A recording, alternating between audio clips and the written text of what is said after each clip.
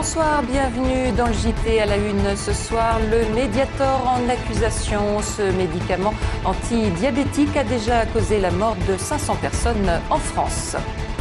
La préparation du plan froid, deux associations d'urgence sociale ont décidé de mutualiser leurs moyens.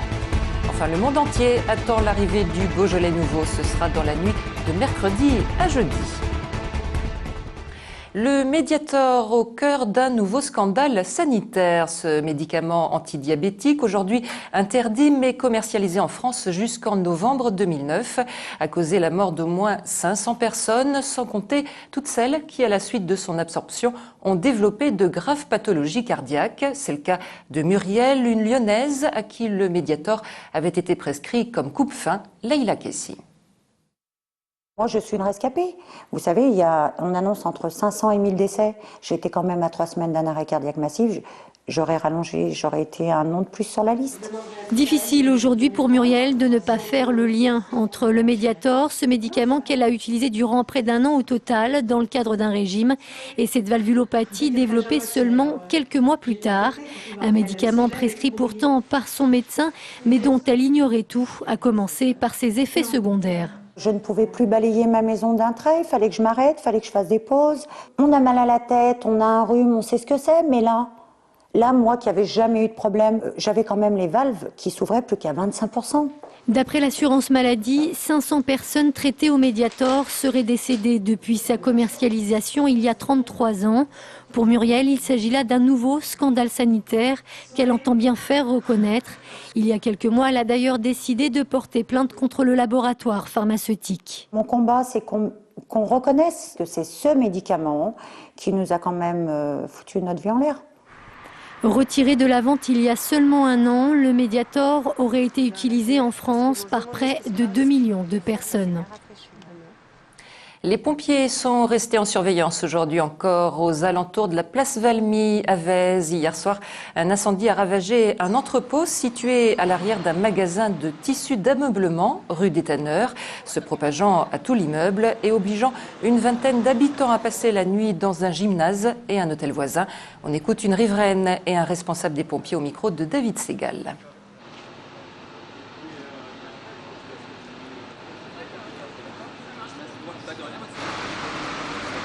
Ça brûlait les flammes, ça brûlait. Mais des machins, jamais j'ai vu une chose pareille. Et bon, ça a fait peur, hein.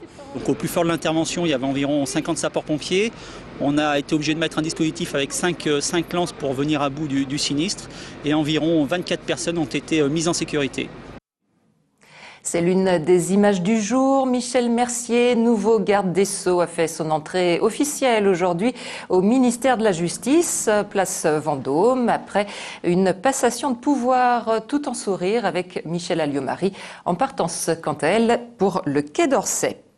La jardinerie botanique à Saint-Priest, victime d'un nouveau braquage. Hier, un homme cagoulé et armé d'un fusil a contraint les employés à lui remettre la recette du week-end, prenant brièvement l'une des salariées en otage pour protéger sa fuite. Ce même magasin avait été braqué déjà en juillet dernier. À l'approche des premiers froids, les associations lyonnaises d'urgence sociale tirent la sonnette d'alarme. 2 d'entre elles ont aujourd'hui décidé de mutualiser leurs moyens pour venir en aide aux plus démunis. Mais cette année encore, le plan froid pourrait s'avérer insuffisant. Benoît d'Autriche. La semaine dernière, ils étaient près de 300 personnes à dormir dans la rue. Les structures d'accueil sont saturées. Alors aujourd'hui, l'association Alinéa a décidé de se faire entendre. L'hiver arrive et la situation est déjà alarmante. Il y a une forte croissance de demandeurs d'asile qui arrivent sur Lyon. Du coup, ces demandeurs d'asile, essentiellement des familles, se retrouvent versés dans l'urgence 115. Et c'est pour ça qu'on a des chiffres qui gonflent de façon conséquente ces dernières semaines sur Lyon. Le problème, selon les associations, c'est le manque de moyens. Exemple à l'accueil Kléber dans le 2e arrondissement. Ici, on reçoit des familles, des couples ou des personnes isolées pour des séjours de courte durée. Le problème, c'est que la structure ouverte en 2005 va peut-être devoir fermer. Le Grand Lyon aimerait récupérer le bâtiment. L'association doit donc chercher à nouveau d'autres locaux. Il a fallu investir de l'argent pour mettre aux normes. Ce serait tellement mieux si c'était des locaux dont on sait qu'on va les garder. Nous sommes toujours sans domicile fixe pour ce centre d'hébergement d'urgence. Donc il y a nécessité à ce qu'au niveau du Grand Lyon, il y ait une compétence qui soit prise. En attendant de savoir ce que va devenir l'accueil Kléber, une autre situation d'urgence attend l'association. Quand le plan Grand Froid sera déclenché cet hiver, la préfecture va demander la création de nouvelles places d'hébergement. Il faudra forcément trouver d'autres locaux. L'événement que tout le monde attend cette semaine, c'est bien sûr l'arrivée du Beaujolais nouveau, programmé comme le veut la tradition dans la nuit de mercredi à jeudi pour les vignerons du Beaujolais. L'heure est donc au dernier préparatif. Jean-Marc Roffa. Tous les ans, on a notre petite dégustation de Beaujolais nouveau en tête-à-tête. Voici le conditionnement des dernières bouteilles de Beaujolais nouveau ici à Anse. Les autres 35 millions de bouteilles vont arroser à 50% le marché français et un bon tiers le marché asiatique. Dans cette exploitation, les bouteilles prennent la direction par la route du nord et de l'est de la France. On a mis en bouteille les premiers jours de novembre et depuis on prépare les commandes et maintenant on est après distribué depuis samedi, donc d'abord les restaurants, les cavistes et puis maintenant on va s'occuper des particuliers. Pour la première fois depuis de nombreuses années, les ventes de Beaujolais nouveau devraient augmenter ou tout au moins se stabiliser en raison d'une plus forte demande venant de l'étranger. Je pense que l'Amérique du Nord cette année est en partie responsable des bons chiffres de l'année. Il y a eu beaucoup de vins qui sont partis par voie maritime. Le plus dur sera peut-être de trouver son petit goût de framboise au moment de la fête lyonnaise. On va charger les tonneaux de Beaujolais dans les camions pour pouvoir les descendre place Antonin-Poncet. Ce tonneau fait partie de la vingtaine à rejoindre mercredi en fin d'après-midi la place Antonin-Poncet. La fête lyonnaise va débuter dès 20h, mais il faut attendre minuit pour la mise en perce avec 400 litres distribués. Mais attention, il faut faire la fête avec modération. Comme moi, c'est du jus de raisin. À la vôtre. Et pour trinquer, on attendra donc mercredi à minuit.